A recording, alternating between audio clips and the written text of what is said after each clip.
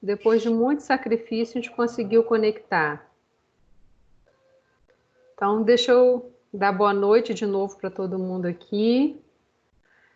Mas então, Camila, essas atividades, elas vão contar como ponto de atividade que vocês têm, né? Que vai somar na prova para vocês terem a média. E a entrega dessa atividade corresponde à presença de vocês na aula. Por exemplo, se por algum problema de conexão alguém não consegue conectar a aula no dia, ou a pessoa está trabalhando, embarcado de plantão, trabalha em aconteceu algum imprevisto que a pessoa não pôde assistir a aula. A pessoa assiste a aula gravada, né? Ela vai ter acesso ao conteúdo e a presença referente àquele dia de aula é dado mediante a entrega da atividade. Então, por exemplo, se alguém não entregou a atividade, ela vai ficar com falta naquele dia, referente à atividade. Não sei se vocês já repararam que eu sempre coloco assim, a atividade da aula do dia 4, né? Eu sempre coloco assim, atividade referente à aula que foi. Vocês já repararam isso? Eu já reparei, tanto que quando eu envio para você, eu sempre coloco a atividade referente a tal dia. Isso, então, aí essa atividade ela é referente à aula conta como presença. Assim, todos podem ter acesso de uma forma justa. Entendeu? Por exemplo, igual a Bianca, esses dias ela pediu a Camila para entrar em contato comigo, eu até pedi a Camila para passar meu telefone para você, Bianca. Qualquer coisa pode falar direto comigo. E ela estava embarcada, ela estava com um problema, não estava conseguindo enviar e fazer se eu poderia dar mais um prazo para ela, sem problema nenhum. A gente conversa sobre isso, entendeu? Mas é importante que vocês entreguem a atividade, tá? A entrega dessa atividade vai contar como presença na aula, tá?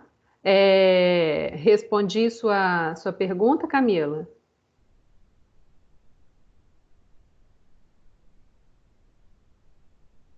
Camila? Valquíria, tá aparecendo aqui que Camila saiu. Acho que ela deve ter tido algum problema aí. Que apareceu aqui pra gente que ela saiu. Ela deve ter tido algum problema por ter saído. Camila saiu. Ih, Valdinei entrou. Valdinei, boa noite, tudo bem? Boa noite, tudo bem? A gente teve um problema na conexão aqui, mas já está tudo resolvido. Mas em relação à explicação que eu estava dando para vocês da atividade, depois eu vejo se a Camila entendeu. Vocês entenderam? Eu falei ela porque foi ela que me perguntou em específico. Sim, Sim, entendi. sim. Alguma dúvida em relação a isso, galera?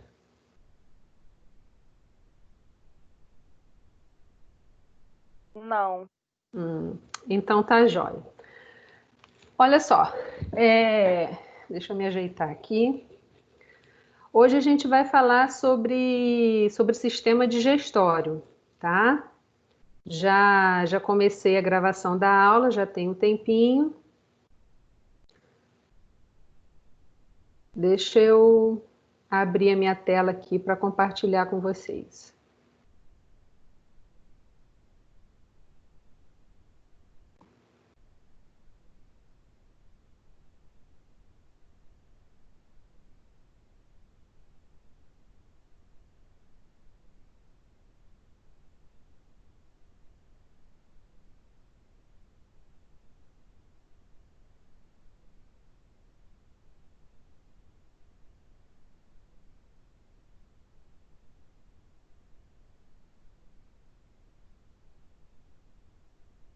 Deixa eu avisar aqui que eu consegui.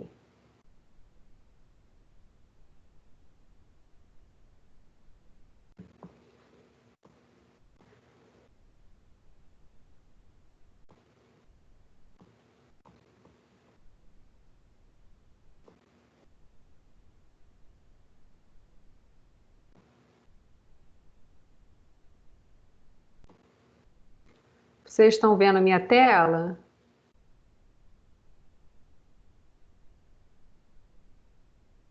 Sim. Sim. Olha só, para não correr o risco da imagem sair e a gente perder de novo, eu vou fazer o seguinte, eu vou deixar direto no slide, tá bom? Porque eu não sei o que está acontecendo com essa conexão, então eu vou deixar direto no slide e se alguém travar ou não estiver conseguindo ver, me avisa que eu volto. Combinado?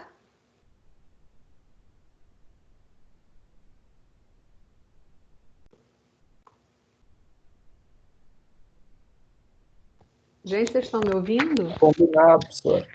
Ah, dá um oi aí, fala um sim, qualquer coisa aí para eu poder saber que esse trem aqui não travou de Eu tô novo. ouvindo, tá me ouvindo, Val? Ah, tô ouvindo. É porque tem hora que eu coloco no Bluetooth do...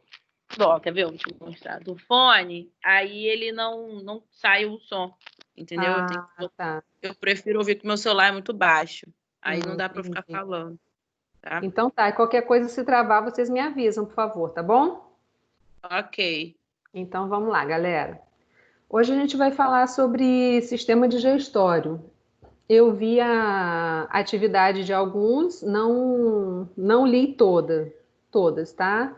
Li de alguns, as que eu li estavam muito boas, mas eu não terminei de corrigir todas. Valquíria, aproveitando esse gancho da atividade, uma dúvida. Os dentes entram como parte do sistema digestório ou só coloca boca e língua?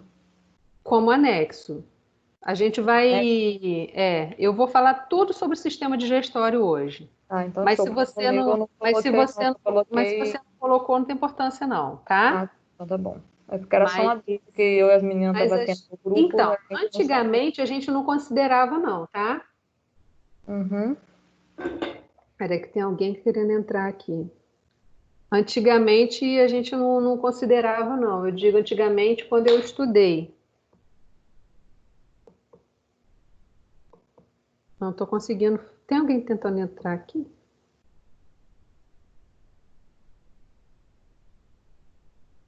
Então, mas aí a gente considera sim, tá bom? Aí Tá bom. qualquer coisa, quando eu estiver lendo, eu te reencaminho, peço para você anexar, Tá igual eu bom. já fiz algumas vezes. Uhum. Mas a Obrigada. gente vai falar tudo sobre o sistema digestório, tá bom? Ok. Então vamos lá, galera. Sistema digestório. Eu vou deixar direto aqui na tela para poder.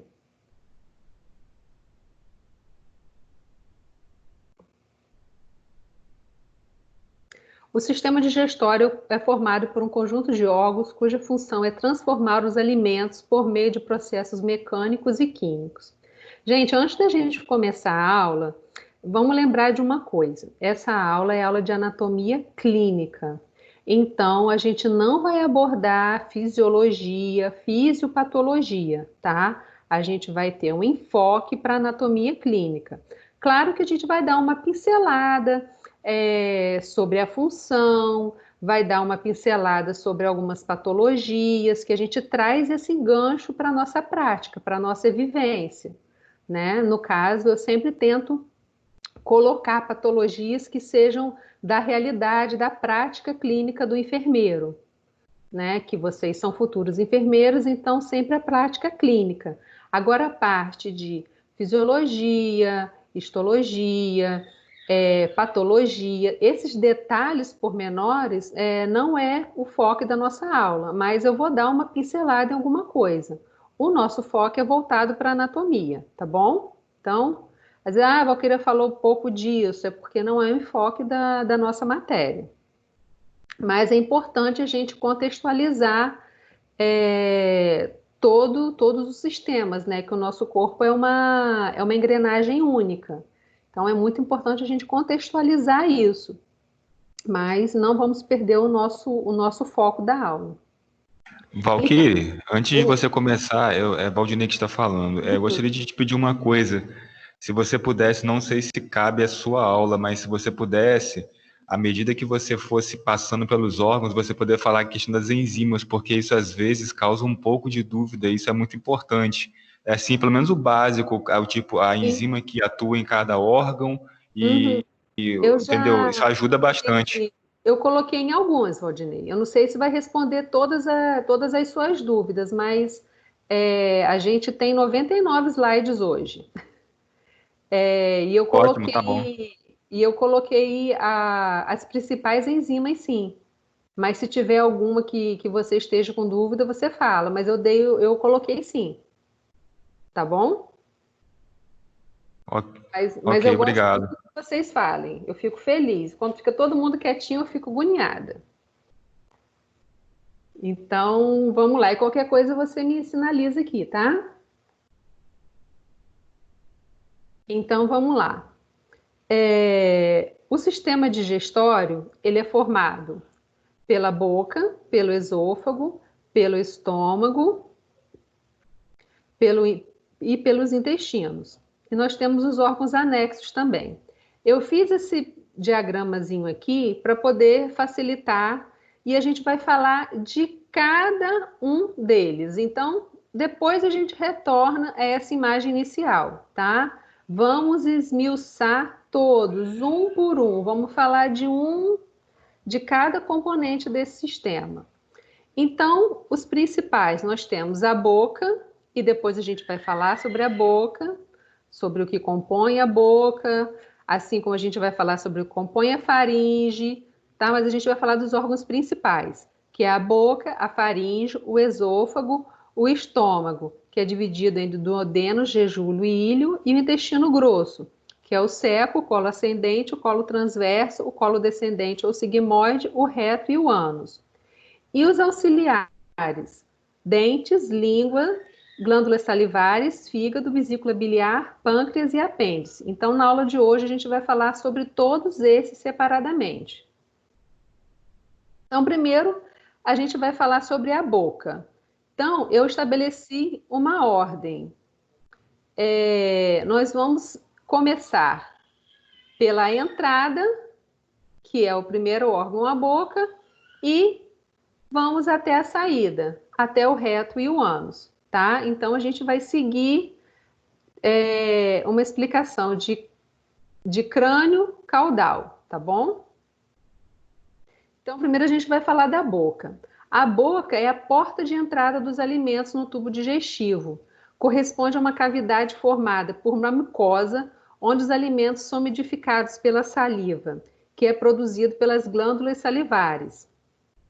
E na boca ocorre a mastigação. Uma coisa que é legal pensar a nível da turma de enfermagem, que não está aqui nesse slide, mas eu já falei para vocês, em relação à mucosa. Por que é importante essa relação com a mucosa na administração de medicamentos? Por exemplo, por que é importante? Por que o médico prescreve uma medicação sublingual? Eu já falei isso para vocês, não tá no slide de hoje, mas eu já falei isso para vocês. Por quê? Por que um remédio sublingual ele é mais efetivo do que um remédio que ele tem que ser engolido via oral? Absorção mais rápida? Exatamente. Exatamente, a absorção é mais rápida. A absorção a nível de mucosa, ela é muito mais rápida. Então, por exemplo, quando a pessoa está com muita dor, existem analgésicos que eles são sublinguais. Então, você coloca embaixo da língua e a absorção é muito mais rápida do que se ela for a nível de tubo digestivo, chegar no estômago, blá, blá, blá, blá. Porque a medicação, quando ela é via oral, quando ela tem que ser deglutida, eu não sei se vocês já repararam, ela tem uma cápsula para proteger o medicamento. Por exemplo, tem um remédio para refluxo que eu dou para o meu filho, e ele é um comprimidinho e a gente tem que quebrar e dissolver na água. Quando eu estou dissolvendo, eu percebo exatamente aquela cápsulazinha que está protegendo o medicamento. Então, ela vai dissolvendo. Então, por que essa cápsula? Para poder proteger o medicamento para ele poder ser absorvido. A gente está toda hora pitando aqui, alguém tentando entrar? Valquíria, licença, tem 2 pessoas pedindo para entrar. É.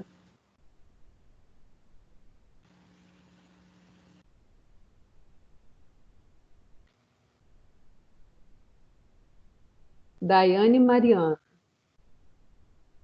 Igor também estava pedindo para entrar. Não está aparecendo, não. Entrou Daiane, Mariana e Camila. Vou avisar ele que entrou no grupo. Fala com ele que ele não está aparecendo. Aqui, ó, apareceu agora, Bianca. Tá bom, nem cheguei a mandar mensagem, não. Ah, não, foi a Rafaela que falou, né? Isso. Isso, foi a Rafaela. Então, quem entrou agora foi Mariana, Camila, Igor. Isso? Isso, era só eles mesmo que estavam pedindo para aceitar. Professora, desculpa, é que a minha internet está muito instável, ela está caindo e voltando. Não, tá tranquilo. Se a gente for entrar no toque de internet hoje, a gente vai ficar aqui o resto da noite, né? Porque o negócio tá bom, não. Mas, ô Camila, eu falei sobre a questão da atividade, mas aí no final da aula eu te falo de novo, tá bom? A pergunta que você tinha feito. Tá bom, qualquer coisa depois também eu assisto Isso. no vídeo. Tá, Pode deixar. qualquer coisa depois você me pergunta. Tá bom. Tá? Então, como nós estávamos falando,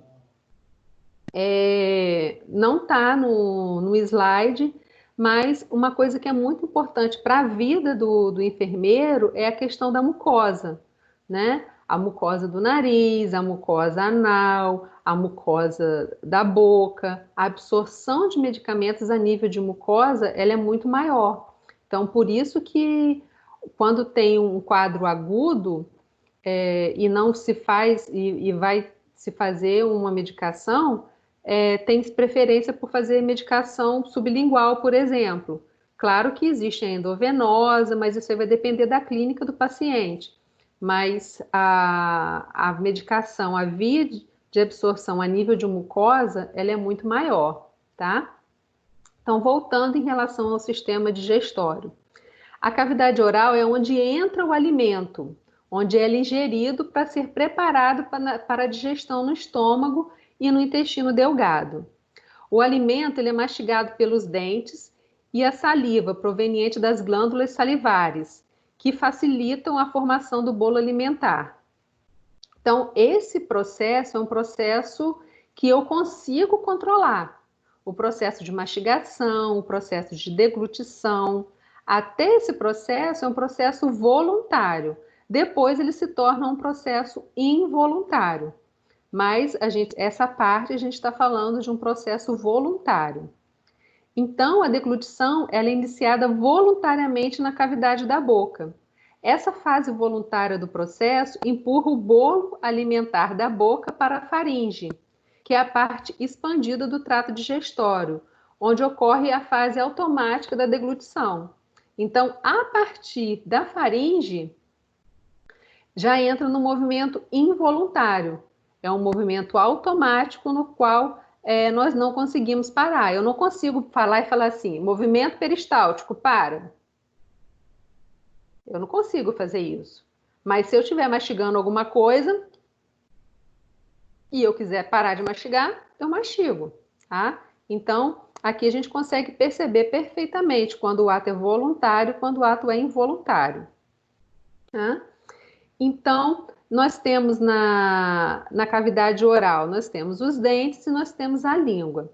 Eu não vou entrar minuciosamente na anatomia dos dentes e nem na anatomia da língua. Eu vou fazer um esboço do que é importante para o nosso enfoque na aula de hoje, tá? Então, a língua é um órgão muscular revestido por uma mucosa que exerce importantes funções. Então, a língua, ela participa da mastigação, ela participa da deglutição, ela é um importante órgão gustativo. Por exemplo, nós temos as papilas gustativas na língua, onde a gente consegue sentir o sabor dos alimentos. Consigo sentir o doce, o amargo, o salgado. Então, ele é um órgão muito importante em relação à gustação e também na articulação das palavras.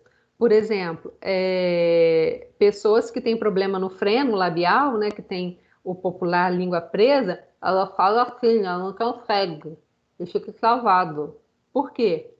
Porque ó, a articulação da língua me ajuda na fonação, me ajuda com as palavras. Então, quando eu não tenho nenhum problema em relação à língua, nenhum problema no freno, a minha articulação das palavras ela é normal, ela é completa.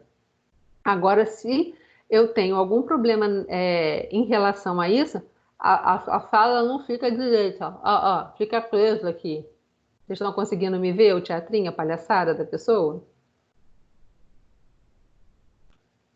Sim. Então, a língua é importante para isso também. E nós temos outra função também. Então, a língua e os dentes, eles também entram como órgãos anexos. Por que eu estou colocando antes? Porque, lembra, eu estou seguindo um trajeto crânio-caudal. Então, a gente está fazendo uma sequência, por isso que eu não vou falar depois sobre eles, tá?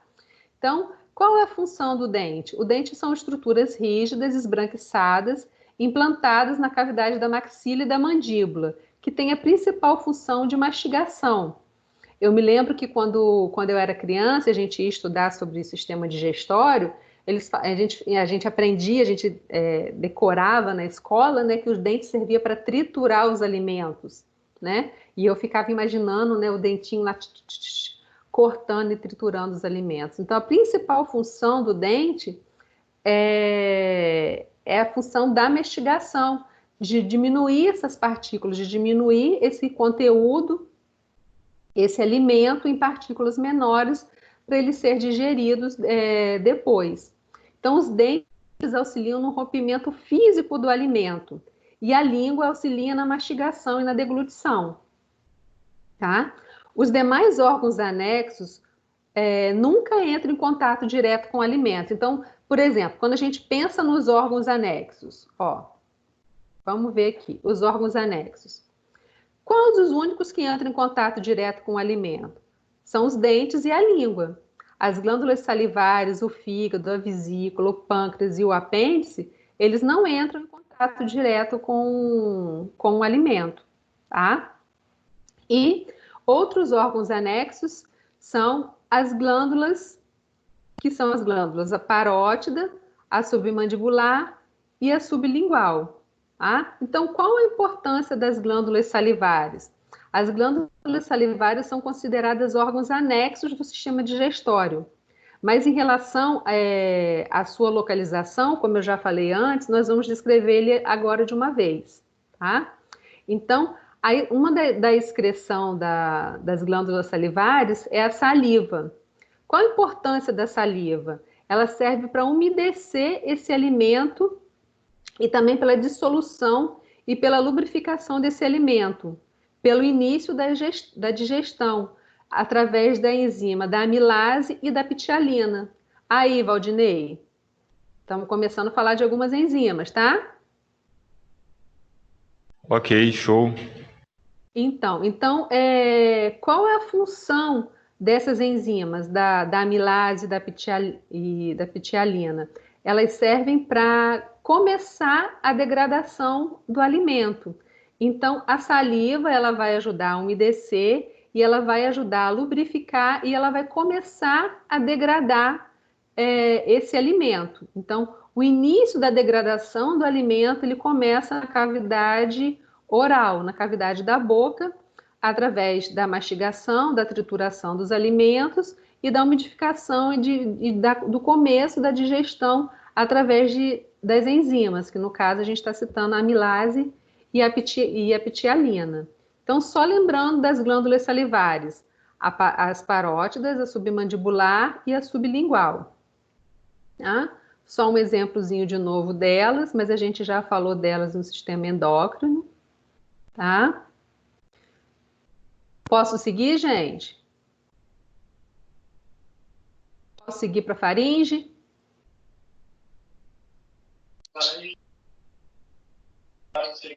Por mim, pode. Então, vamos lá, toca o bonde. A faringe, ela é um tubo que se comunica com a boca através do istmo da garganta e na outra extremidade com o esôfago. Então, a faringe, ela se comunica com a boca e com o esôfago. Para chegar ao esôfago, o alimento ele precisa ser mastigado e ele vai percorrer toda a faringe. Não sei se vocês se lembram, quando a gente estudou o sistema respiratório, quando a gente estudou o sistema ventilatório, a gente falou da orofaringe, da nasofaringe, da laringofaringe. Tá? Então, a faringe, ela faz parte desses dois sistemas, do digestório e do ventilatório. Então, ela é subdividida em 3 partes: a nasofaringe, a orofaringe e a laringofaringe, que é a parte laríngea, né? Então, a nasofaringe é a parte nasal. Então, ó, a nasofaringe corresponde à parte nasal, a orofaringe corresponde à parte oral e a laringofaríngea corresponde à parte laríngea, tá? Então, a gente tem essas 3 subdivisões da faringe e por isso que ela é tanto do sistema ventilatório quanto do sistema digestório, tá? Mas o sistema digestório, ela vai pegar a orofaringe e a laringofaringe. Gente, entender essa parte anatômica é importante porque quando você for pensar em passar uma sonda no paciente, uma sonda nasogástrica, você consegue entender toda essa parte da anatomia. Eu não tenho como, se eu for colocar todas as doenças e todas as patologias referentes a cada parte anatômica que a gente estuda, vocês vão ficar zangados comigo, porque vocês vão enlouquecer. Às vezes eu quero colocar um monte de exemplo na aula, mas eu fico assim, não, eu não vou colocar isso, porque senão vai ser muita coisa para eles. Então eu fico assim, eu fico me freando, me contendo para poder não botar tanta patologia, não colocar tanta coisa. Mas é porque são tantas coisas que é importante que vocês saibam, e eu tento dar uma freada, entendeu? Eu tento dar uma segurada. Então, por exemplo, se você tem um paciente e você vai passar uma sonda nasogástrica, ela vai começar fazendo esse caminho aqui. Vocês vão introduzir a sonda na cavidade nasal, ela vai passar pela nasofaringe, orofaringe, laringofaringe e vai seguir o caminho pelo esôfago. Ó, vamos pegar essa imagem aqui.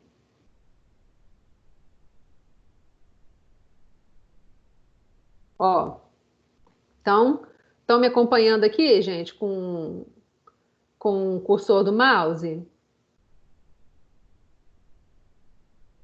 Sim. Então vamos supor que vocês estão trabalhando e vocês foram solicitados para poder passar. Gente, isso aí não está no slide, não, tá? Eu vou lembrando, eu vou falando.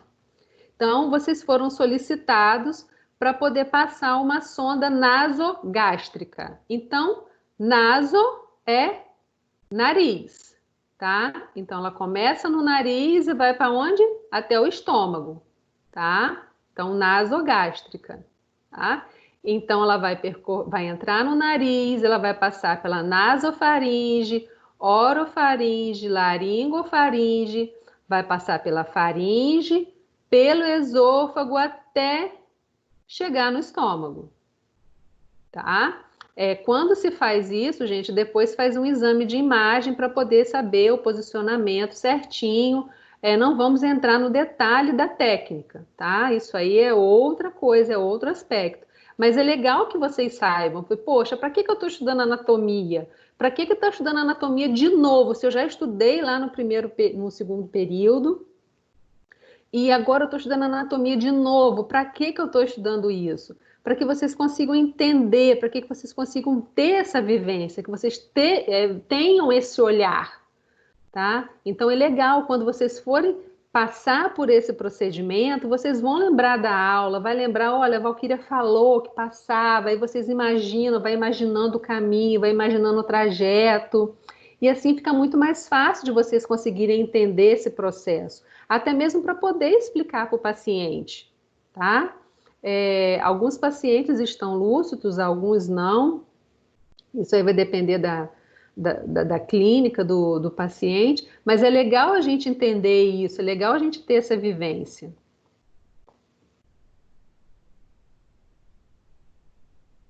Mas vamos continuar. Entenderam essa parte, gente? Sim. Oh. Então, é importante saber, entender essa questão da faringe, desse exemplo que eu dei para vocês, né? Que é uma coisa da prática clínica de vocês. Agora vamos falar do esôfago. O esôfago é um conduto musculoso, então o esôfago ele tem uma parte bem musculosa na sua parede. A parede do esôfago tem uma musculatura bem forte. E ela é controlada pelo sistema nervoso autônomo, como a gente já tinha falado. Eu não tenho domínio sobre esse movimento. Deixa eu só tomar minha água aqui, pô. Você já sabe que eu tenho que fazer esse pit stop para tomar água. Então, essa parte já é o sistema nervoso autônomo. Eu não consigo controlar mais, eu só consigo controlar até a deglutição. Então, o lúmen do esôfago, o que é o lúmen? Eu já falei para vocês. O lúmen é o quê? É o buraquinho do vaso, tá? Então, eu tenho o buraquinho do vaso. Vocês estão conseguindo me ver? Tem alguns que conseguem ver o slide e me ver, né? Tá dando para ver sim, Valquíria. Então eu tenho o buraquinho do vaso. O que é o buraquinho do vaso? A gente não vai escrever buraquinho do vaso, né? Então, o que é esse buraquinho? Qual é o nome disso? É o lúmen. Então, o lúmen do esôfago, ele aumenta na hora da passagem do bolo alimentar. E depois ele contrai a musculatura e empurra o bolo alimentar. Então, imagina uma meia, não tem nenhuma meia aqui, eu tinha que ter pegado uma meia, mas imagina uma meia passando uma bolinha de ping-pong dentro dessa meia, tá? Então, todo mundo está conseguindo me ver? Vocês querem que eu feche a imagem só para mim? Tá dando para ver. Tá dando para ver? Então, beleza. Então, vamos lá. Imagina que eu tenho uma meia, tá? E essa meia é o esôfago. E eu coloquei uma bolinha de ping-pong dentro dessa meia. Então, eu apertei a meia, a bolinha andou. No que eu aperto aqui, eu relaxo do outro lado. Para quê? Para a bolinha passar. É um movimento de relaxamento e contração, relaxamento e contração, relaxa, contrai, relaxa, contrai, relaxa, contrai. O que é isso? São os movimentos peristálticos. Assim, o bolo alimentar ele vai passeando, ele vai seguindo o seu trajeto no sistema digestivo, tá? No tubo digestório. Então, o esôfago ele tem uma musculatura mais forte por causa disso. Deixa eu parar aqui para poder aceitar Ítalo.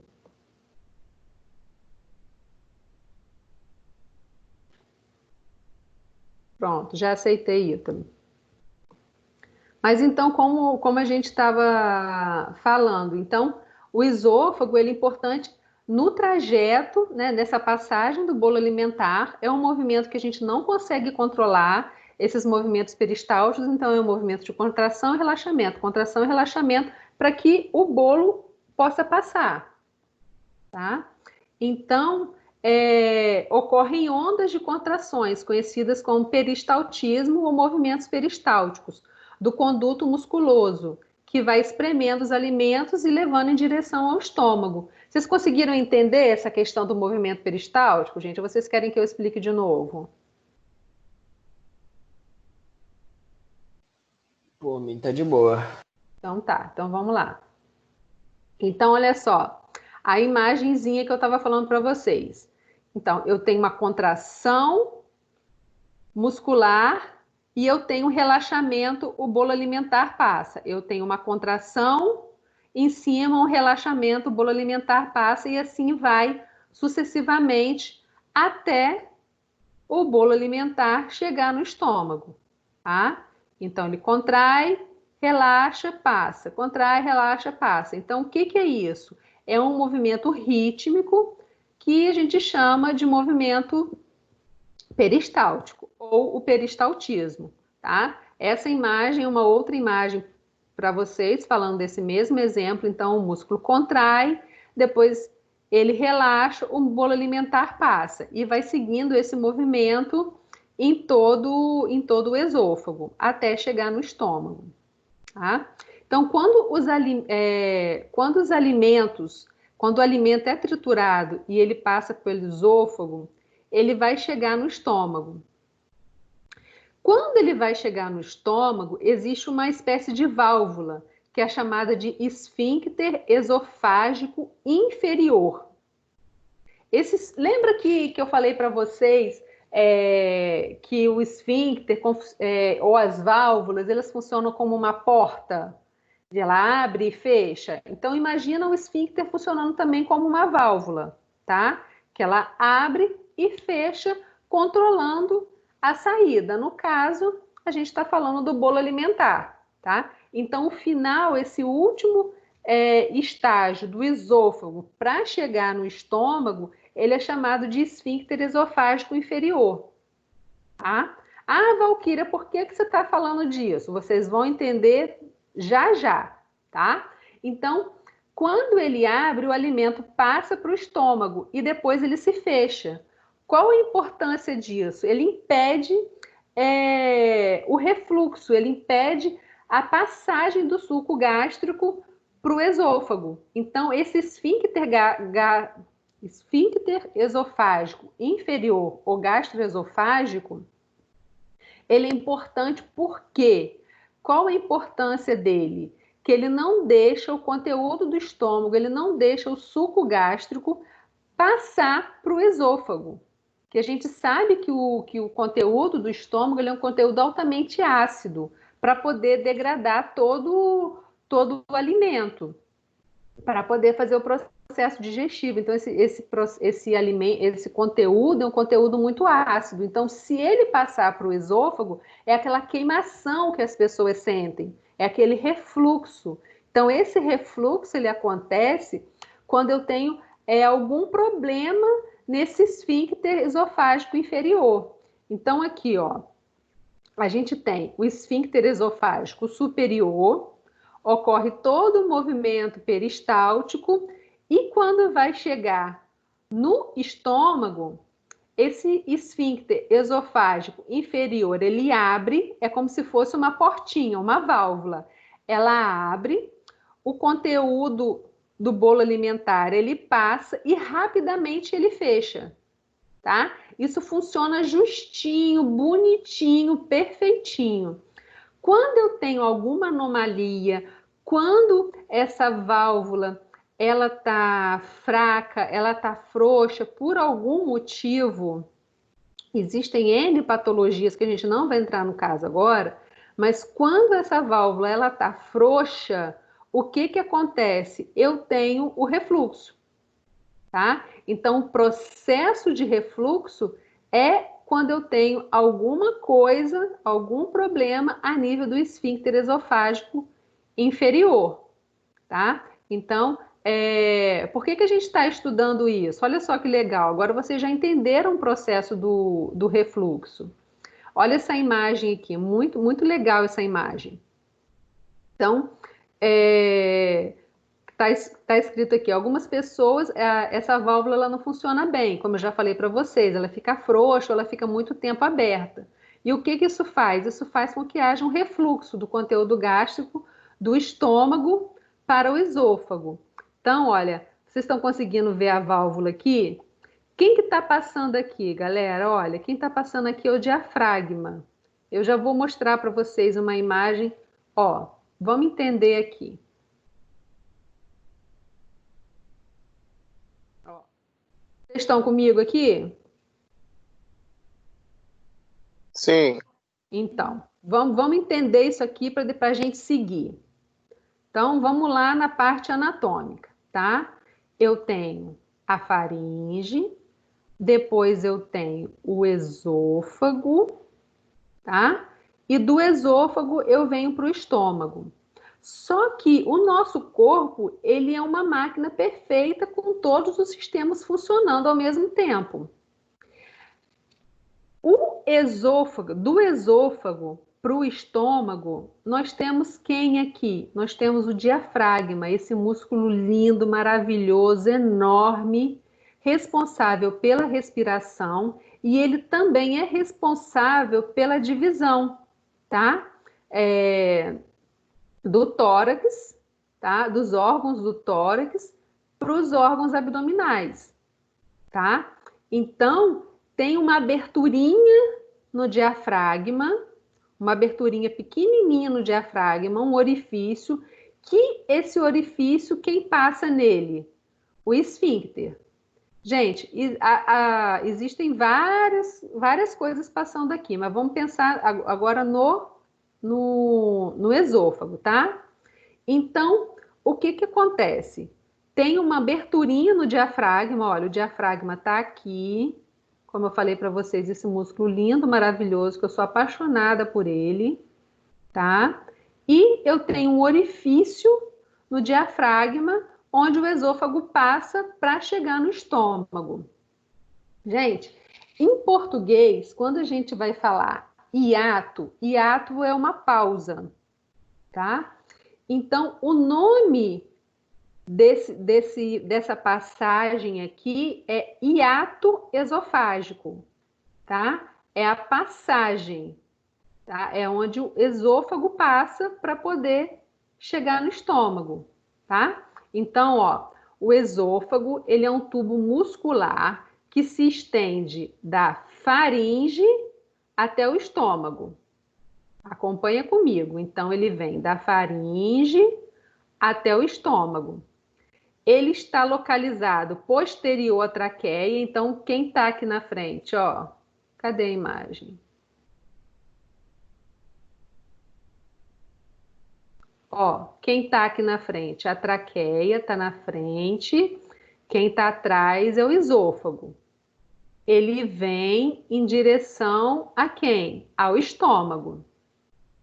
Só que ele passa no meio do diafragma. Tem um buraquinho no diafragma, tem um orifício no diafragma, onde esse esôfago passa, tá? Qual é o nome desse orifício? É o hiato esofágico. Então, quando o esôfago ele passa pelo diafragma, ele tem uma abertura, uma comunicação, que é chamado de hiato esofágico, tá? Então, guarda isso aí que vocês vão entender direitinho agora. Quem já ouviu falar em hérnia de hiato, gente? Eu já ouvi. Então, agora vocês vão entender aonde que acontece a hérnia de hiato e por que que ela acontece. Então, se vocês estiverem tratando de algum paciente ou alguém da família de vocês estiver com hérnia de hiato, vocês vão poder explicar para a pessoa o que está acontecendo com ela, tá? Então, olha só que maneiro a gente estudar anatomia. Muito maneiro. Então, entendido isso, vamos voltar lá para o refluxo, que eu vou seguir com vocês a linha de raciocínio, tá? Então, o esôfago, ele passou pelo diafragma, onde tem um esfíncter esofágico inferior. Essa passagem é chamada de hiato esofágico, tá? Quando a válvula está frouxa, quando esse esfíncter está frouxo, eu tenho o refluxo. O que é o refluxo? É o conteúdo do estômago que ele passa para o esôfago e ele começa a queimar. Por que a gente tem a sensação de queimação? Porque é o conteúdo altamente ácido entrando num local básico. Então, queima. Então, quais são as principais causas do refluxo? O refluxo tem N causas, mas quais são as principais? Tá? Algum problema no esfíncter esofágico inferior ou uma hérnia de hiato. Tá? Então, o refluxo esofágico é uma das doenças mais comuns do aparelho digestivo, cerca de 20% da população. Ela ocorre ou por refluxo do suco gástrico, que vai para o esôfago, ou também pela hérnia de hiato. Então, das situações mais comuns relacionadas ao refluxo, o que a gente pode citar? Incompetência do esfíncter esofágico inferior, como a gente acabou de ver, e a hérnia de hiato, tá? Então, o que é a hérnia de hiato, galera? Entenderam a parte anatômica para poder a gente chegar na hérnia? Entenderam isso aqui? O que é o hiato? Para eu poder seguir, que se vocês não entenderem, eu não posso seguir. Deixa eu te perguntar, Kili. Essa hérnia aí é só cura por cirurgia ou tem algum remédio, algum medicamento? A gente vai chegar. Ah, sim, tá bom.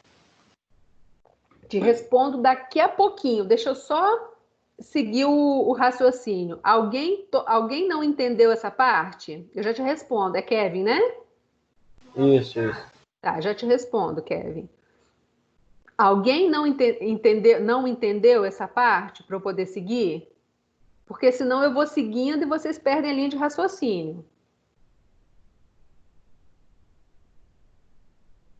Bom, se todo mundo ficou quietinho, posso seguir. Posso, gente? Pode. Então tá, então vamos lá.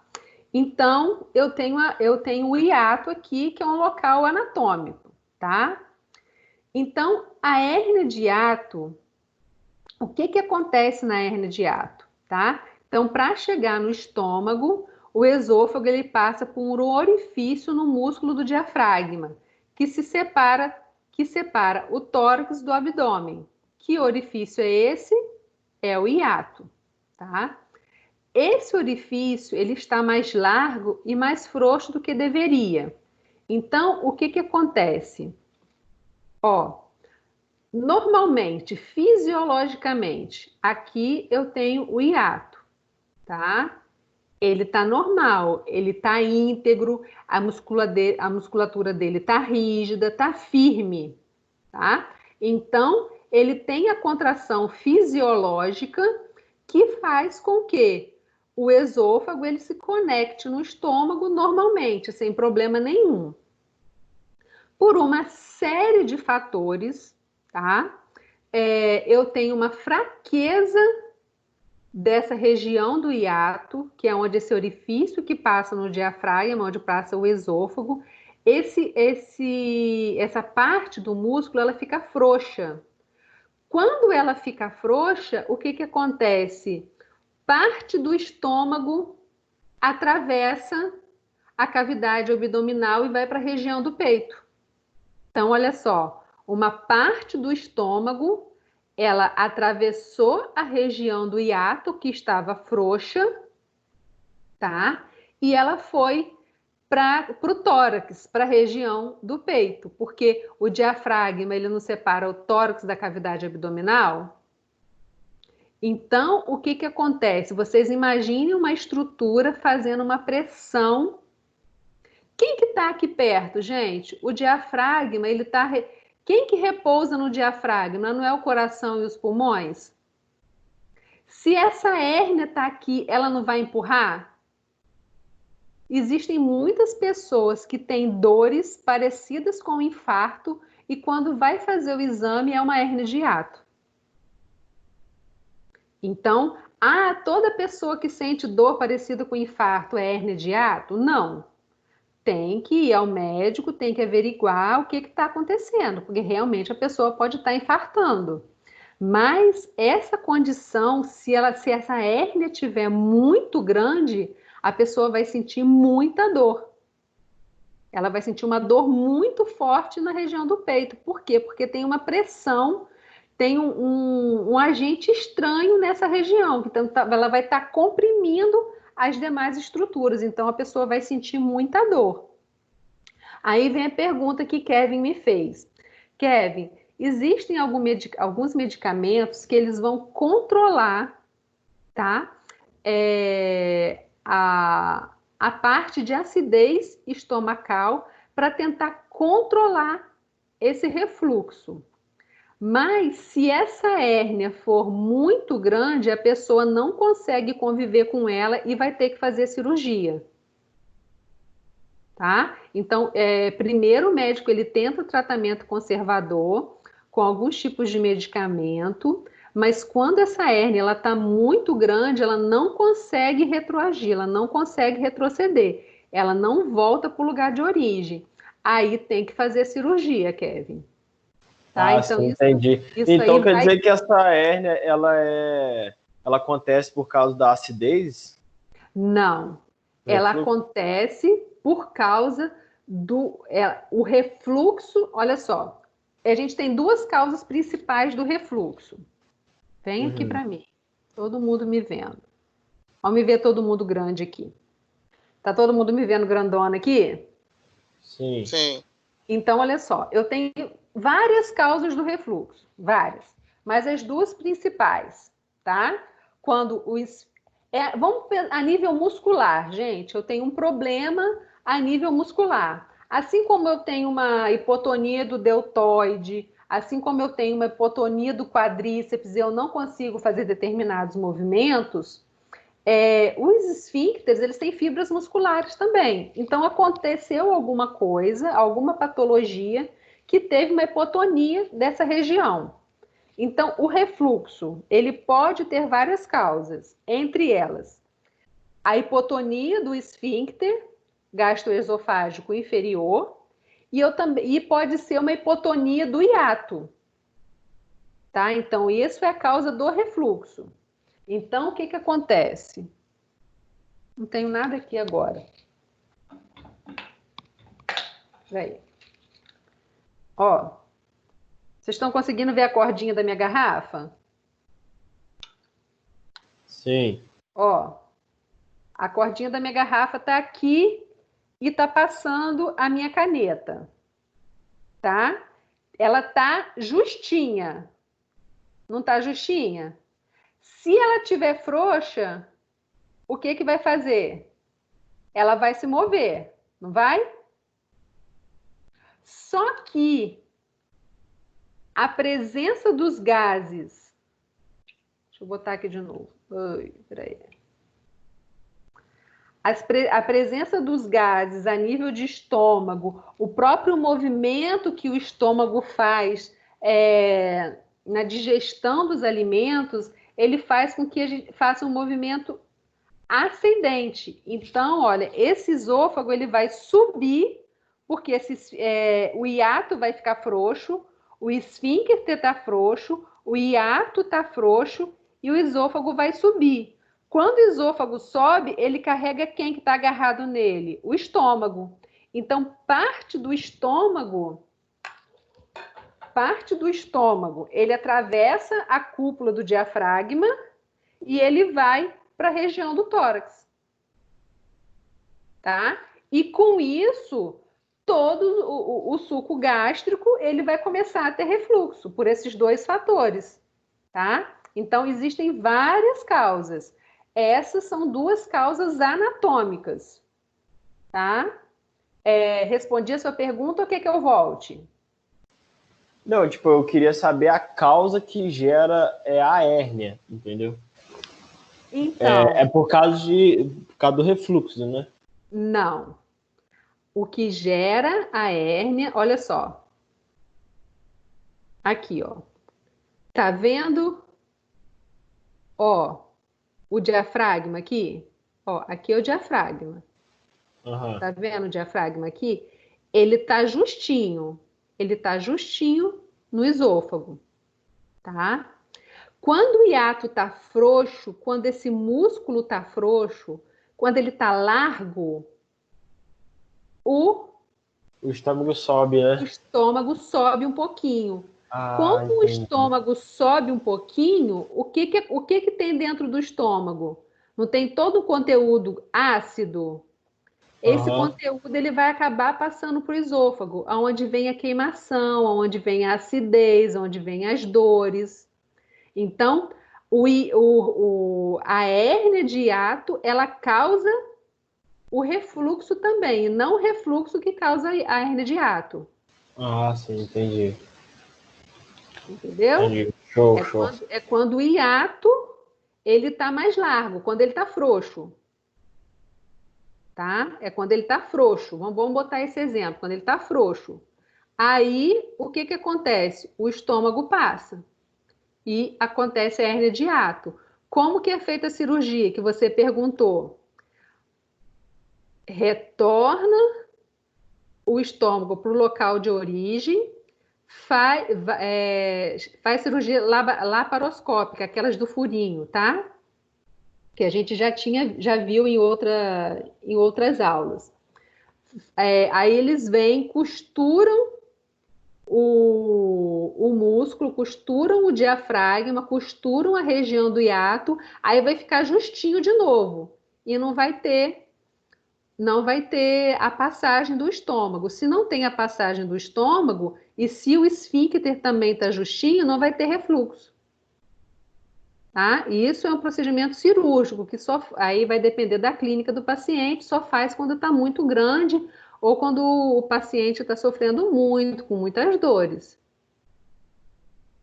Aí essa cirurgia não corre risco de voltar a ter a hérnia, não? Corre. Aí é o problema. Oi? Aí é o problema, se corre o risco. Corre. Não tem garantia de que não vai voltar. Mas é muito difícil. É Ou mais não? difícil. É mais difícil. Tá? Uhum. É bem mais difícil. Mas, tratando-se do corpo humano, nada é impossível. Então, eu nunca falo assim, não, nunca volta.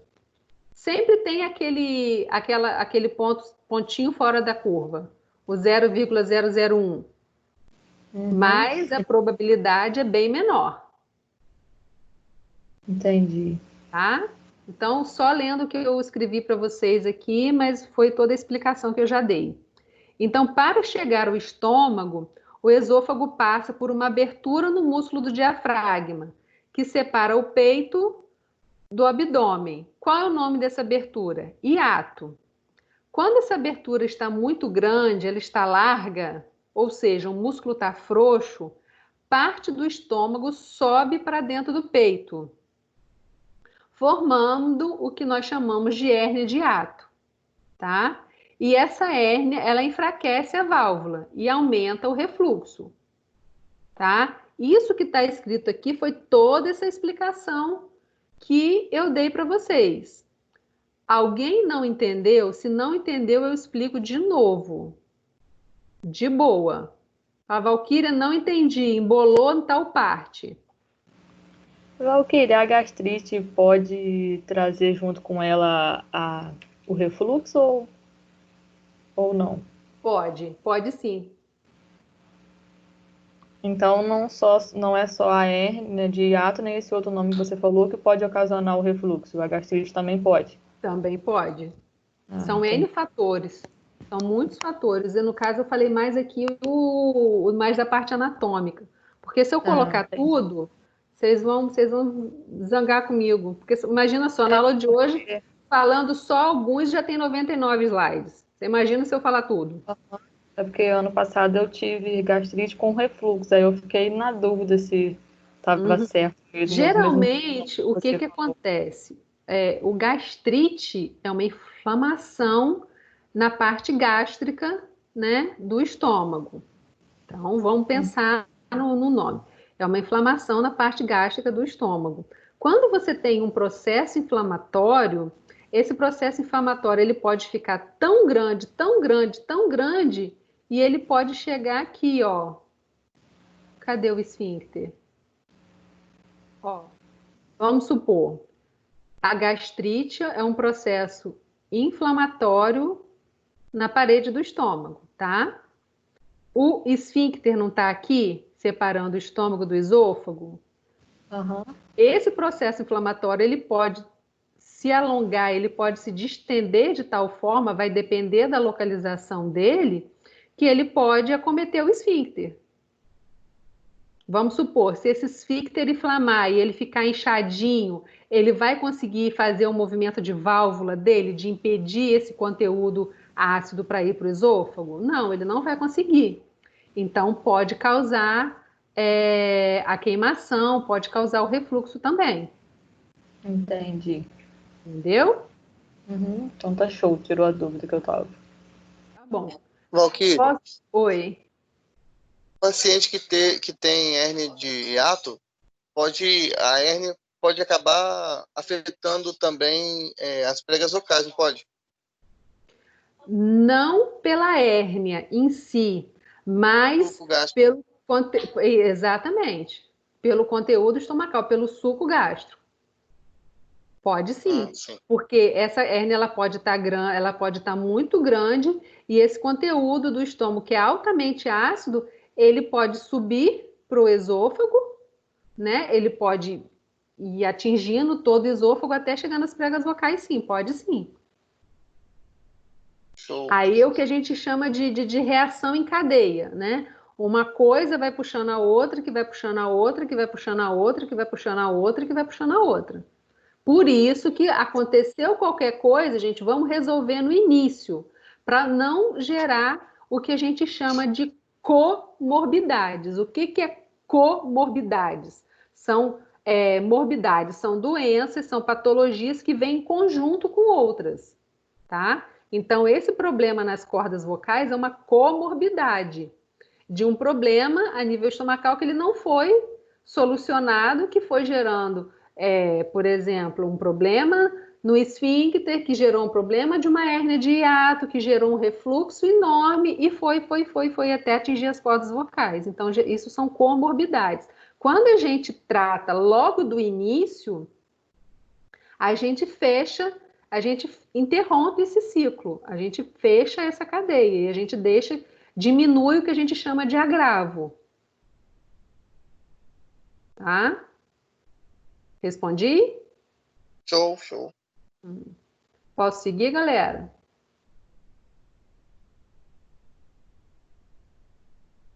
Por mim, sim. Então tá, então vamos lá. Continuando, gente, o que esse reto veio parar aqui? Cadê o intestino? Sumiu?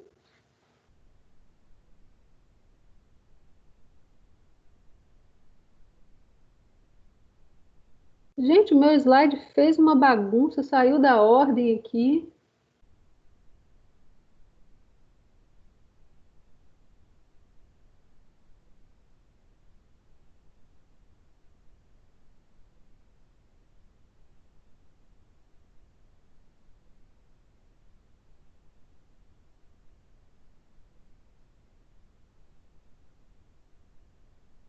Gente, eu não sei porque cargas d'água, o reto e o ânus foram parar antes do estômago, tá? Depois eu volto lá e conserto a ordem dos slides para mandar para vocês, tá bom? Vocês estão conseguindo ver aqui? Sim. Então tá. Depois, antes de mandar para vocês, eu conserto aqui, mas eu vou ter que voltar. Não sei o que aconteceu. Então, eu saí da cavidade torácica e estou entrando na cavidade abdominal, tá? Antes da gente falar do estômago, vamos conversar um pouquinho rapidamente sobre a cavidade abdominal. Existe uma membrana, tá? Bem grande, que ela reveste toda a cavidade abdominal. Vocês já ouviram falar em peritonite? Então, quem nunca vai ouvir um dia, tá? Peritonite é uma inflamação nessa membrana que envolve toda a cavidade abdominal. Então, ela está envolvendo todos os órgãos que estão localizados no abdômen e na pelve. Então, é uma patologia que a pessoa sente muita dor, tá? Então, o que é o peritônio? É uma membrana de espessura milimétrica que reveste a parede do abdômen e alguns órgãos, como o estômago e o intestino, por exemplo. Então, o peritônio é a mais extensa membrana serosa do corpo humano. É a parte que reveste a parede abdominal e é denominada peritônio parietal, no que se refere às vísceras. Então, a parte que está ligada às vísceras é o peritônio visceral. E a parte externa, que está ligada à cavidade abdominal, é o peritônio parietal. Tá? Então, olha, o peritônio é essa membrana enorme que envolve todas as vísceras do abdômen, tá? A parte interna é o peritônio visceral e a parte externa é o peritônio parietal. Entre o parietal e o visceral está a cavidade peritoneal. Então, o dia que vocês ouvirem falar em peritonite, é uma inflamação em toda essa membrana. Então, o paciente sente muita dor em todo o abdômen, tá? Porque é uma membrana que está envolvendo tudo. Agora, continuando, tá? Então, a gente saiu do esôfago. O esôfago, ele vai para quem? Para o estômago, tá? Então, o estômago é uma grande bolsa que se localiza no abdômen, responsável pela digestão das proteínas.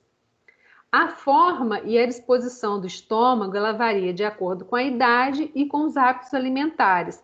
Gente, o estômago é altamente distensível, ele dilata. Então, se a pessoa come muito, o estômago dilata, tá? Existem pessoas que vão lá e fazem redução de estômago, por exemplo, o estômago fica pequenininho. Se com o passar do tempo ela for comendo,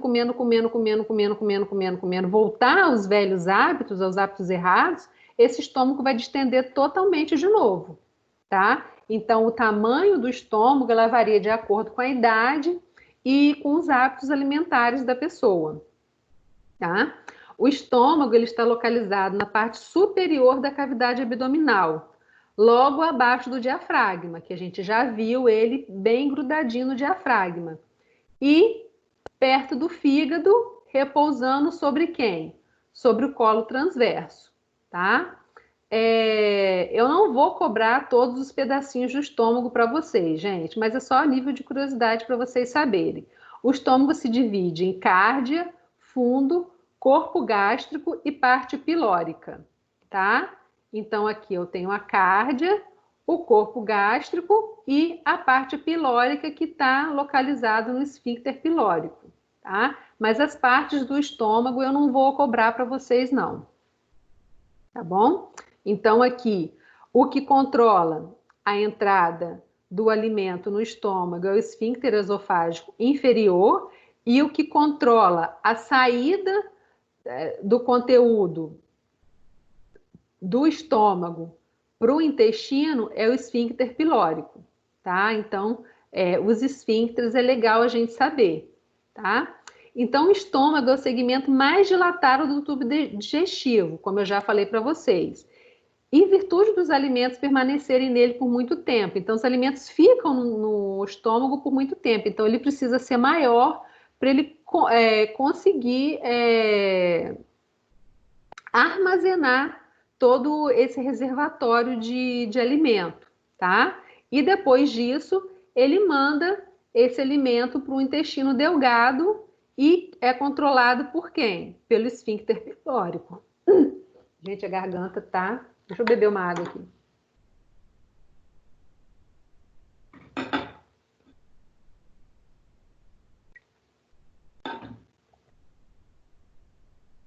Então, vamos lá. O estômago, ele produz suco gástrico, um líquido claro, transparente e altamente ácido, como a gente já falou, tá? Um dos conteúdos do suco gástrico é quem? O ácido clorídrico.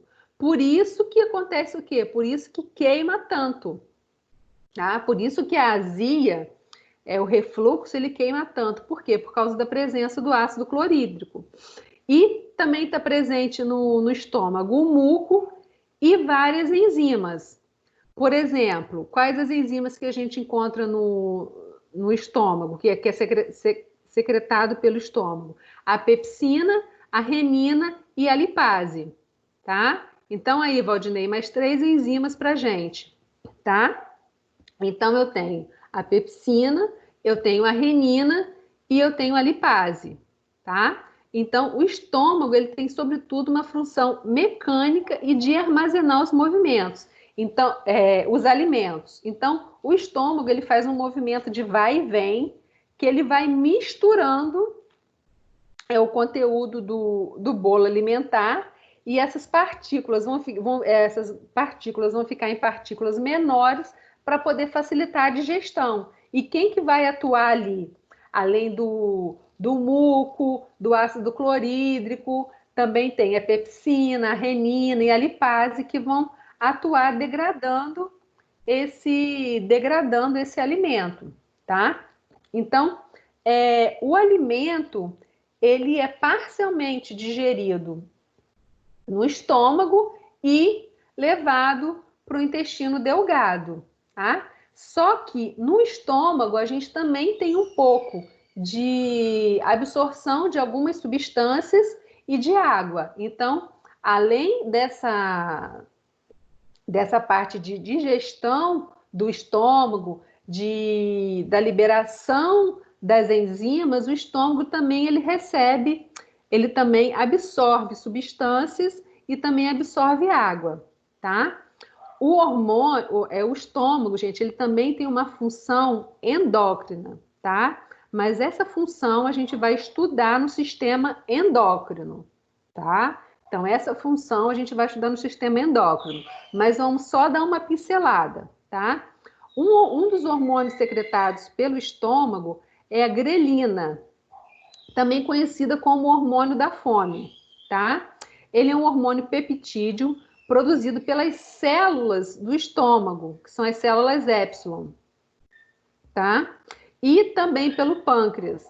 Então, quando o estômago ele está vazio, ele secreta esse estômago, que vai atuar a nível de hipotálamo, que vai liberar esse estômago, esse hormônio, e a gente vai ter a sensação de fome.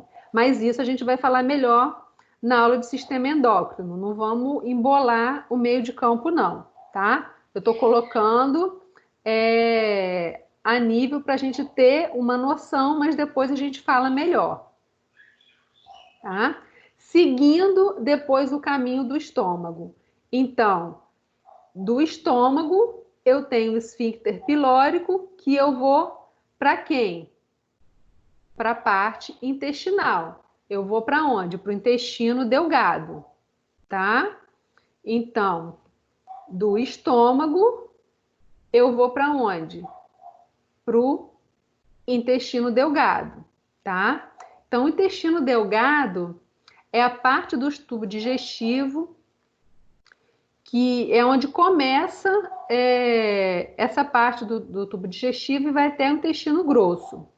Uma das principais funções do intestino delgado é o quê? Absorção de nutrientes para o nosso corpo, tá? Então, uma das principais funções do intestino delgado é a absorção de nutrientes, tá?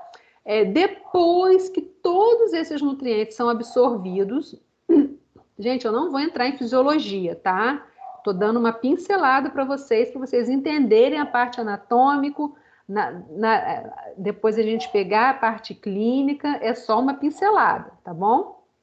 Então, depois que isso acontece, forma uma pasta grossa, tá? Com esses detritos que não foram assimilados, tá?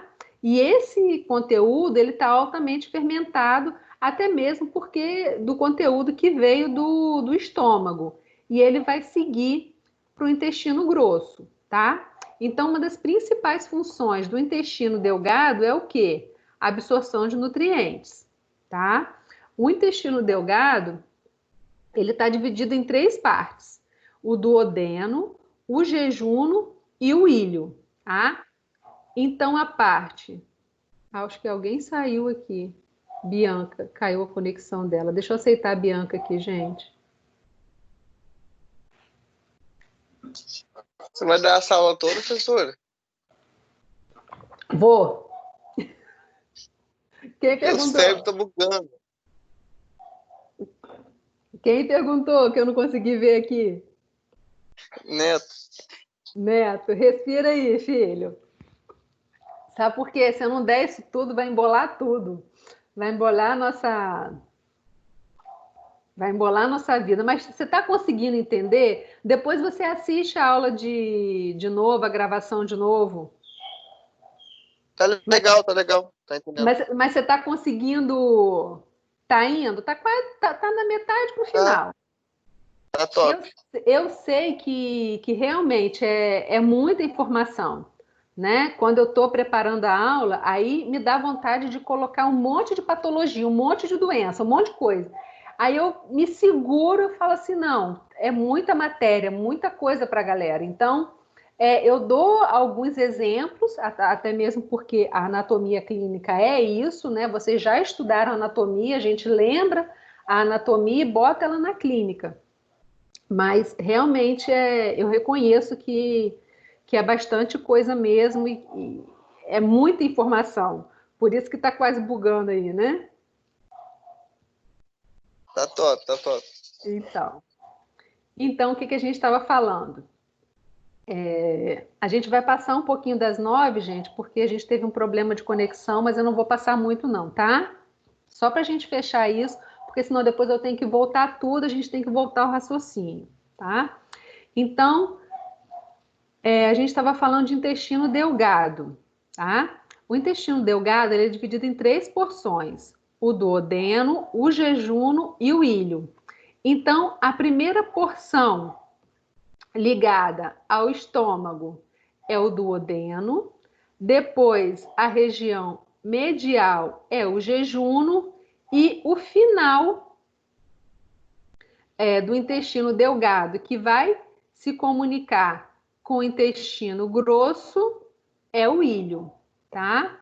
Então, o intestino delgado ocorre a maior parte da digestão dos nutrientes, bem como a sua absorção, tá? Então, a parte de absorção dos nutrientes, ela ocorre a nível de intestino delgado, tá? Então, em relação à divisão do intestino delgado, a gente tem o duodeno, que é a parte mais larga e mais extensa do intestino delgado, tá? Nele são lançadas as secreções do fígado e do pâncreas, que a gente vai ver daqui a pouquinho, tá? E a gente também tem o jejuno e o ilho, que é a parte mais longa da região do intestino delgado. E ela continua no papel de absorção de nutrientes, tá? Então, eu tenho o duodeno, eu tenho o jejuno e tenho o ilho. Na região do duodeno, eu recebo, olha, tá vendo? Eu recebo, foi ótimo. Perdão, eu recebo as excreções provenientes do fígado e do pâncreas, que a gente vai ver lá na frente. Depois eu tenho o jejuno e o ilho, que continuam nesse papel de absorção de nutrientes, tá? Aí, quem que vem logo em seguida? O intestino grosso, tá? Então, vamos respirar. Vamos lá. Vamos para o intestino grosso, tá? O intestino grosso, gente, é a porção do sistema digestório responsável por quê? Pela absorção de água. O que seria de Valquíria sem o intestino grosso? Vocês imaginem só, do jeito que eu tomo água. Tá? Na próxima aula a gente vai falar da função renal, gente. A gente está falando a nível de absorção, tá? Então, o intestino grosso, uma das funções do intestino grosso, ele é responsável pela absorção de água. E isso determina a consistência do bolo fecal. Por exemplo, se uma pessoa está com diarreia, O diarreia, as fezes, ela tá o quê? Líquida, né? Então, o intestino grosso, ele não está absorvendo a água direito, a gente está perdendo água pelas fezes. Então, a pessoa pode ter desidratação, ao ponto que, se a pessoa bebe pouca água, o intestino grosso, ele vai absorver essa pouca água que está ali, esse bolo fecal, ele vai ficar muito consistente e o que a gente chama de prisão de ventre, tá? Então, o que determina a consistência do bolo fecal é quem? É o intestino grosso, tá? Então, se eu tenho uma diarreia, ele está com uma deficiência na absorção de água, e se eu tenho uma prisão de ventre, ele está com uma alteração na absorção da água, que a pessoa está bebendo pouca água e o pouco que tem ele absorve e o bolo fecal ele fica muito denso, tá? E é o que chama da constipação ou a prisão de ventre. Uma coisa importante também a nível de intestino grosso, gente, é a flora bacteriana normal que a gente tem a nível de intestino, tá? Então, a gente tem uma flora bacteriana normal. Então, por exemplo, quando a pessoa está com diarreia, ela perde muito essa flora porque esse conteúdo, esse bolo fecal, ele sai muito rápido. Então, a pessoa perde a flora bacteriana. Então, por isso que existem alguns medicamentos que são repositores da flora bacteriana, para poder voltar à normalidade do intestino grosso, tá? Então, a nível anatômico, tá? Primeira porção, eu tenho... Gente, vocês estão comigo? Ou vocês já cansaram por dar voltinha? Eu tô aqui. Tá aí? Beleza. Então, vamos lá. Bastante conteúdo, hein? Muita coisa, gatinha. Muita coisa, gatinha. Infelizmente, Mas isso aí, vocês estão lembrando a anatomia que vocês já deram, né? Vocês estão lembrando a anatomia que vocês já deram e a gente está acrescentando algumas doenças, algumas coisas assim. Não, sim, é conteúdo geral mesmo. Não, é muita coisa. É muita coisa. Se eu falar que não, é mentira. É muita coisa, sim. Eu reconheço que é. Mas a gente precisa estudar, né? Então vamos estudar de uma forma legal, vamos tentar entender. Tentar não, vamos entender, para não precisar aquela coisa de decoreba. Vamos entender o que está acontecendo, vamos entender qual é esse trajeto, como é que é, porque aí fica mais fácil, né? Não fica aquela coisa maçante, aquela coisa chata. Quando a gente consegue entender uma coisa, a gente consegue memorizar isso de uma forma melhor, tá? Então, vamos lá, a gente estava falando de intestino grosso. A primeira porção do intestino grosso é o seco. Lembra que a gente falou na aula de sistema linfático? Quem está na porção do seco? O apêndice. Ele está aqui, depois a gente vai falar delezinho, tá? Então, eu tenho seco, o colo ascendente, o colo transverso, o colo descendente e o colo sigmoide, para depois chegar no reto e no ânus, tá? Então, ó, eu tenho o seco, na porção distal do seco eu tenho o apêndice, colo ascendente, colo transverso, colo descendente, o colo sigmoide, aí eu vou chegar no reto e no ânus, tá? Então, quais as funções do intestino grosso? Absorção de água e de eletrólitos, que eu já falei para vocês, síntese de determinadas vitaminas pelas bactérias intestinais, armazenamento temporário do conteúdo, né, dos resíduos, que é as fezes, e também é responsável pela eliminação dos resíduos do corpo, através da defecação, tá?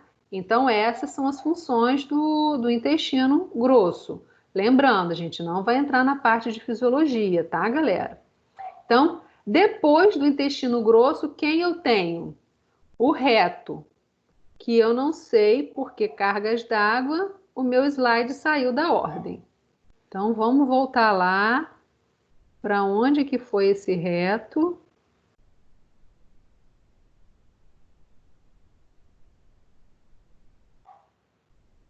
Achei. Gente, eu não sei para onde que foi isso, mas tudo bem. Estão vendo aqui, galera? Sim. Então tá, então vamos lá que está quase. Então, Tô vendo também. Então, chegamos ao reto, tá? O reto, ele faz parte do sistema digestório e é a última parte do intestino grosso.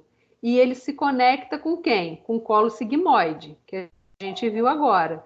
Então, eu tenho o colo sigmoide, tenho o reto e tenho o canal anal, tenho o orifício anal, tá? Então, o reto, ele está entre o colo sigmoide e o canal anal, tá? Então, eu tenho o colo sigmoide, reto e o ânus, tá? Como ele faz parte do intestino grosso também, ele também entra na absorção de água e de eletrólitos. E ele desempenha um papel muito importante no processo de defecação. Pessoas que têm uma deficiência de musculatura do recto e do esfíncter anal, elas têm problema de incontinência fecal, tá? Isso pode ser o problema de incontinência fecal, gente, ele pode ser por N fatores. Eu posso ter um problema de dissecção de medula, por exemplo, um problema a nível de sistema nervoso, tá? Pacientes com traumatismo raquimedular, eles perdem a inervação dos esfíncteres, então ele não controla a urina, ele não controla a fezes. Isso é em relação a uma parte, né, de perder o estímulo. O que a gente está falando aqui é da musculatura, tá? Então, se a pessoa ela tiver com a parte muscular do reto e do ânus debilitado, a pessoa perde a função do controle das fezes. Então, essa função de defecação, de eliminação das fezes, ela vai ficar prejudicada, tá? Então, em geral, o reto, ele fica vazio, tá? Então, normalmente, as fezes, elas ficam no colo sigmoide, tá? Elas ficam no colo sigmoide, vai vindo mais conteúdo, vai vindo mais conteúdo e elas vão para o reto, tá? Onde elas vão ser eliminadas, tá? Então, em algum momento, o colo descendente ele fica cheio e as fezes passam para o reto e a pessoa tem necessidade de evacuar. Então,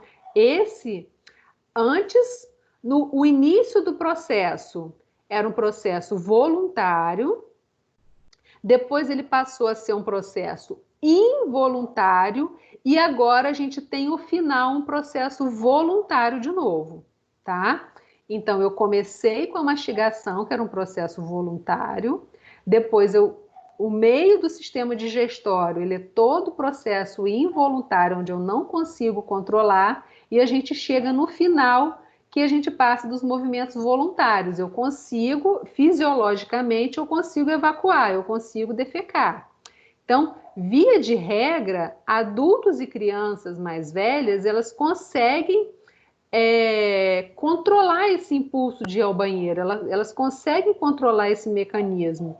Ao passo que crianças muito pequenininhas e bebês, elas têm uma dificuldade de controlar, elas não aprenderam esse controle muscular ainda, esse controle ela vem no processo de crescimento, tá? Existem patologias que a pessoa perde o controle desse esfíncter, mas a gente não vai entrar nesses detalhes agora, tá?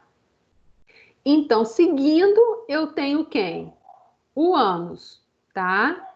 Então, o ânus é a abertura da extremidade externa do tubo digestivo. Por ele passam as fezes, tá? Então, o ânus é formado em parte pelas camadas superficiais do corpo. Então, o ânus ele tem pele, né? A gente tem a pele, que é a parte superficial, tá? E eu também tenho a parte referente ao intestino, tá? Então, o ânus, ele tá localizado na parte externa, na parte final do sistema digestório, tá?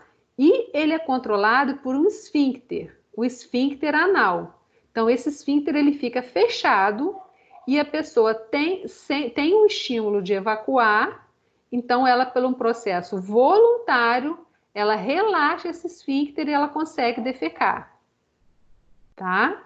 Então, esse esfíncter, a gente tem um processo voluntário no qual ocorre a eliminação das fezes. Posso seguir, galera? Tá quase.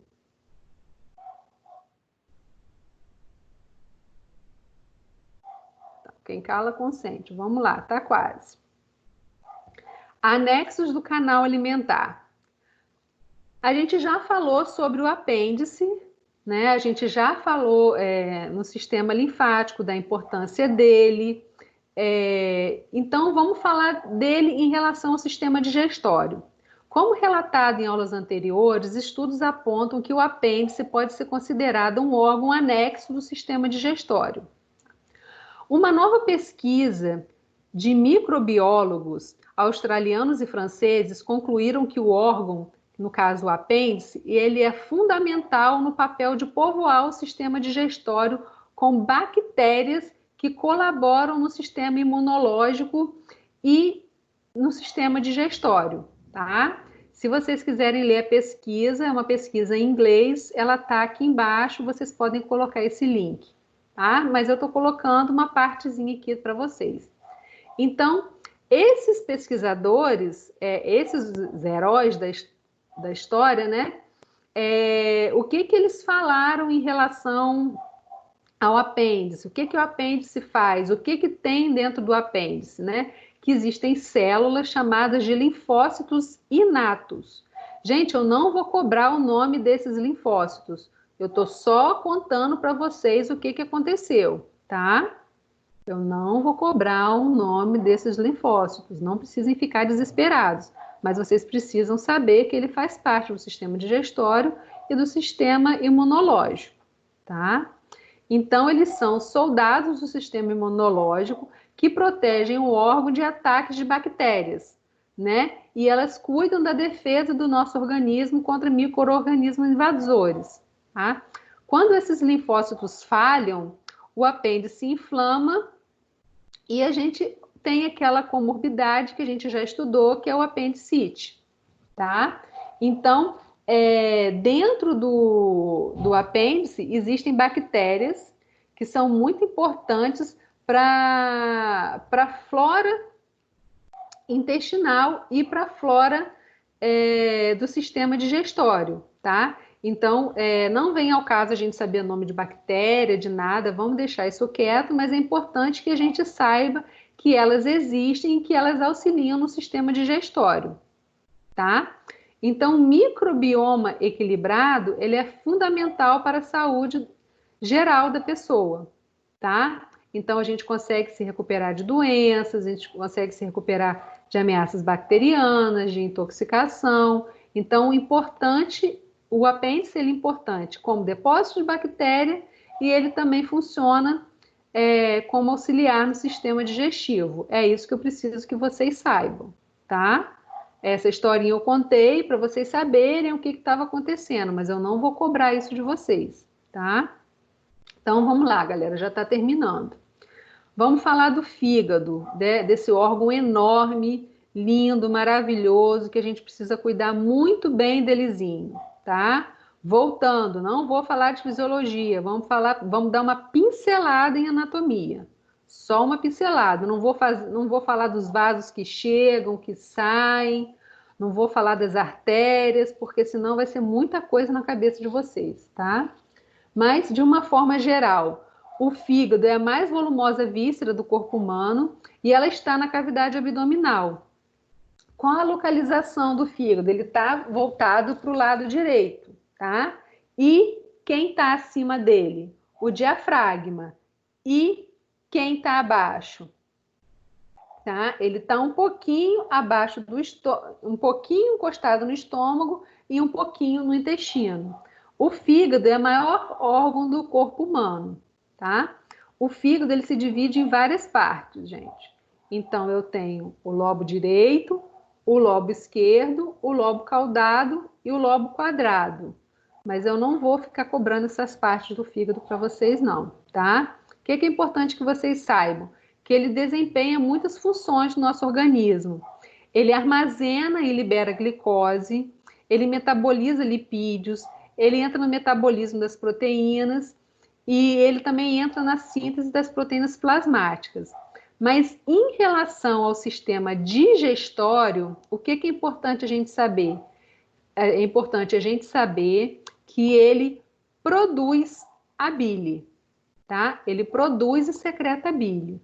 Em relação à parte hormonal, a gente vai ver no sistema endócrino depois, tá?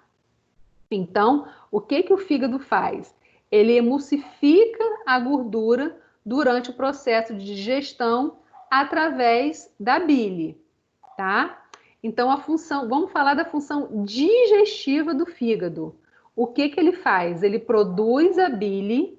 O que é a bile? Uma secreção verde e amarelada que ela passa para onde? Para o duodeno, tá? Então, ó, eu tenho o fígado, ele produz a bile, que é armazenada na vesícula biliar, que é secretada onde? No intestino delgado, mais precisamente no duodeno. Vocês estão me acompanhando, gente? Tá? Então, a bile ela é produzida no fígado, armazenada na vesícula biliar e liberada no duodeno. Ó, então, ela é produzida no fígado, armazenada na vesícula biliar e, ó, liberada no duodeno, tá bom? Que é a primeira porção do intestino delgado. E qual é a função da bile? Emulsionar a gordura, tá? E fazer com que que comece a ocorrer essa degradação desse alimento para ele poder ser absorvido. Posso continuar, gente? Vocês estão aí? Emulsionar é quebrar, professor? É sim. Show. Show? Então tá, então vamos lá. Então, a vesícula biliar, ele é um órgão que ela funciona para quê? Para armazenar a bile que ela é produzida onde? No fígado. Para quê? Para digerir, para degradar, para quebrar as gorduras no intestino, tá? Então, a vesícula biliar, ela é um órgão em forma de saco, ela é como se fosse um saquinho, uma parte oca, tipo uma pera, localizada abaixo do lobo direito do fígado. Então, mais uma vez, ela funciona para quê? Para armazenar a bile, que foi produzida onde? No fígado, que vai eliminar onde? No intestino, tá? Então, ó, produz no fígado, guarda na vesícula e libera no intestino. Aí, se alguém me perguntar assim, Valquíria, e pedra na vesícula, tá? Então, vamos entender rapidinho o que é pedra na vesícula, tá? A bile, ela é formada por uma mistura de várias substâncias. Entre essas substâncias, a gente tem o colesterol. Quando o organismo ele não consegue eliminar direito a bile, ela fica retida na vesícula biliar, tá? Então, a bile ela é armazenada na vesícula biliar e ela vai sendo liberada para onde? Para o duodeno. Se por algum motivo esse movimento de liberação da bile ela não for fisiológico, algumas pessoas têm vesícula preguiçosa, isso ocorre por N fatores que não vem ao caso, o que acontece? Esse conteúdo da bile ele vai se acumulando, vão formando cristalzinhos que vai chamar o que a gente chama popularmente de pedra na vesícula, tá? Então, essas substâncias que foram depositadas dentro da vesícula, elas se cristalizam, elas se formam em pedras, né? E isso vai doer muito principalmente do lado direito do abdômen na parte superior, tá? Bem abaixo do externo, tá? Então, cálculo na vesícula a gente chama de litíase biliar, colelitíase, mas eu não vou cobrar esses nomes complicados para vocês não, tá? Mas o que é a litíase? É a presença de cálculos aonde? De pedras no interior da vesícula, tá? Gente, não existe causa específica, tá? Existem N causas, mas uma das condições principais é o desequilíbrio em relação à excreção da bile, tá? Então, o cálculo biliar é quando acumula muita bile dentro da vesícula biliar. O fígado vai excretando, mas ele acumula, na formação dele tem um pouco de colesterol, então vai grudando, até formar as pedras na vesícula. Tá? Gente, para finalizar, vamos falar do pâncreas agora e fechou, tá? Eu acho que vocês já devem estar cansados. Morto, né? Então vamos lá, tá acabando. Tá morto, mas tá entendendo? Entendendo tudo. Então tá beleza, né? Depois sai, toma um café, toma um banho, come alguma coisa, come uma jantinha. Então vamos lá, tá acabando. O último. Pâncreas a gente fechou, tá? Então vamos falar do pâncreas, tá? Mais uma vez, a parte hormonal a gente vai falar no sistema endócrino, tá? Vamos falar da parte em relação ao papel no sistema digestório. Então, o pâncreas faz parte do sistema digestório e do sistema endócrino. O que o pâncreas faz? Ele produz o suco pancreático, que age no processo digestivo. Por quê? Porque ele possui enzimas digestivas, tá? Ele também é uma glândula responsável pela produção de hormônios, por exemplo, a insulina, mas depois a gente vai falar sobre isso, tá? Então, o que acontece? O pâncreas, o ducto pancreático, ele vai juntar aqui, ó, no ducto colédoco da vesícula e ele vai excretar onde? No duodeno, tá? Então, o conteúdo do pâncreas, ele vai ser secretado no duodeno, tá? Então, ele tem duas funções. A função exócrina, que é produzir o suco pancreático, que é secretado aonde? Ó, no duodeno. Então, ele produz o suco pancreático e libera no duodeno através dos ductos pancreáticos.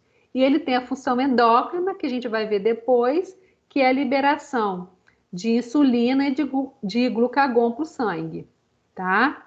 Então, a função endócrina a gente vai ver na próxima aula,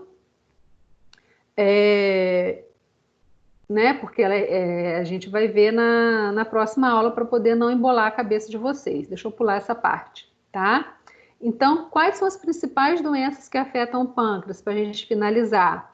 Obstrução do ducto pancreático, por exemplo, é o mesmo processo da pedra na vesícula, tá? Esse suco pancreático, eu acho que eu tenho uma foto aqui, ó. Aqui, ó. O suco pancreático, ele pode ser eliminado de forma lenta e ele também vai se agregando no ducto pancreático e vai formando essas pequenas pedrinhas que também vai gerar um desconforto e a maioria desse processo é cirúrgico.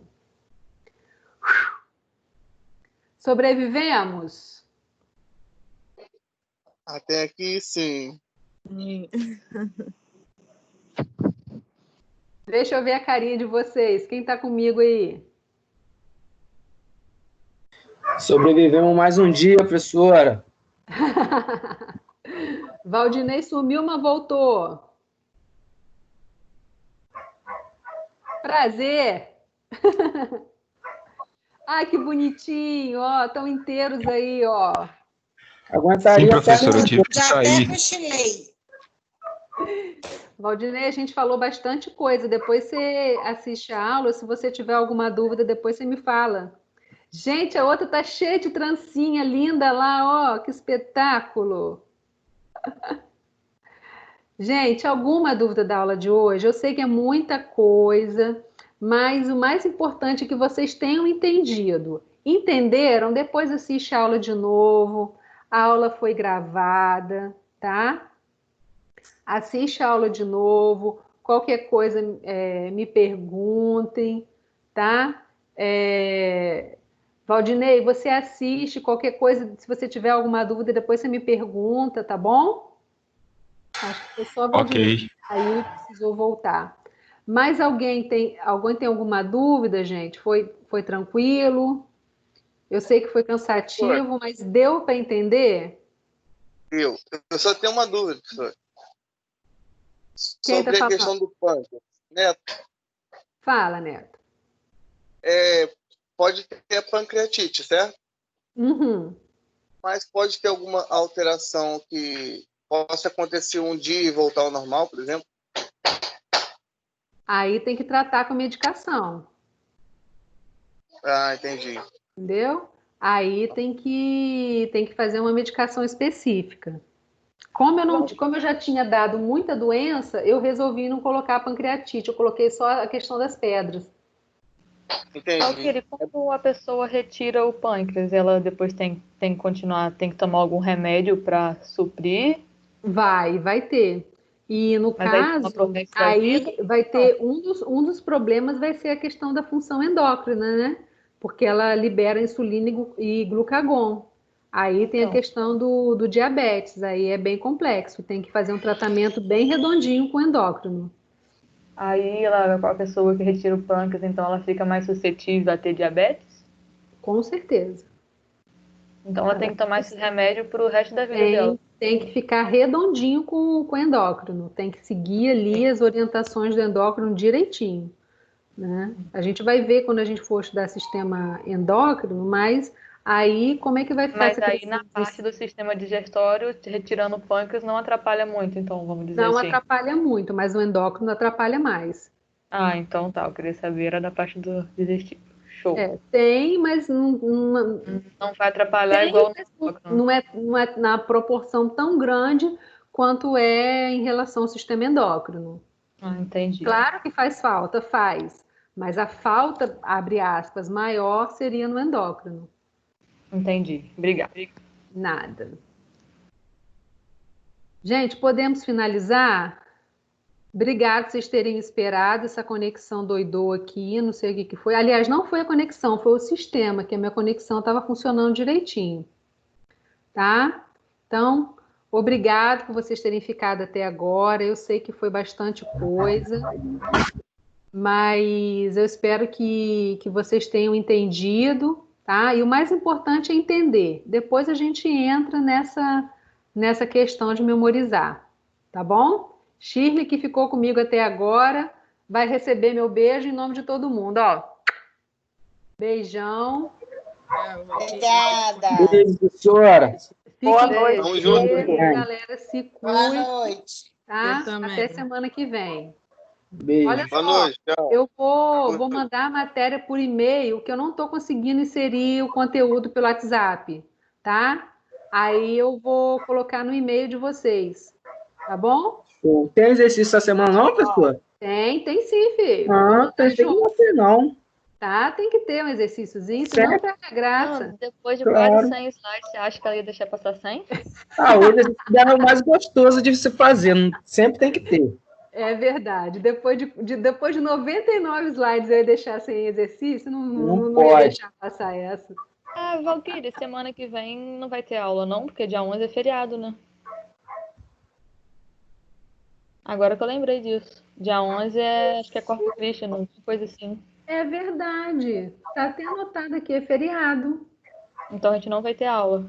Ou Não, vai? não vai ter aula, não.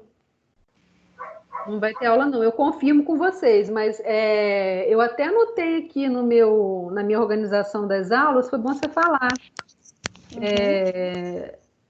Foi bom você falar, mas é feriado. Gente, com esse negócio de quarentena, não sei quando que é feriado, quando que não é, o que que não é. Ó, Não tá tá tudo, fazendo diferença, né? tá tudo birutando. Mas é feriado, sim. Eu vou mandar atividade para vocês e aí vocês se divirtam antes do feriado. Que aí no feriado vocês ficam livres. Aliás, não, usem o feriado para estudar, que tem bastante coisa para prova, né? É, né? É. Então, ó. Professor, rapidinho. Oi. É que eu tô querendo comprar, até perguntar à senhora, eu tô querendo comprar o Atlas do NET, a senhora acha viável? Cara, eu sou. Quem tá perguntando? Que eu não tô conseguindo Nando. ver aqui. Oi?